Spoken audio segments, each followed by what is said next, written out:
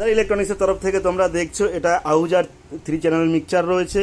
এর প্রবলেমটা তোমাদেরকে দেখাচ্ছি। এর প্রবলেম বেশি কিছুই না, সেরকম দেখা যাচ্ছে যা এটা নর্মাল সার্ভিসিং হবে। আর ফেদারের প্রবলেম রয়েছে, সাউন্ড বাড়ে কমে, ঠিক আছে। আর সবাইকে সার্ভিসিং কেন করতে বলি, কিসের জন্য করতে বলি তোমাদেরকে দেখাচ্ছি।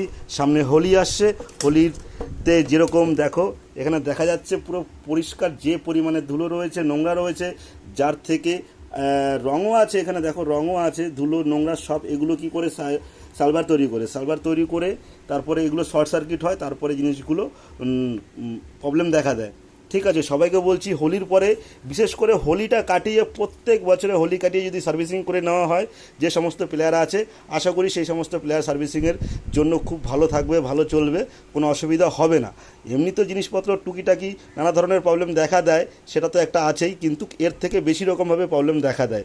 তো যাদের ভিডিওটা ভালো লাগলো লাইক কমেন্ট শেয়ার করো, আর অন্যকে দেখার জন্য সুযোগ করে দিও। ভালো থাকো, সুস্থ থাকো, হালদার ইলেকট্রনিক্সকে সাপোর্ট করো। Tata, bye bye.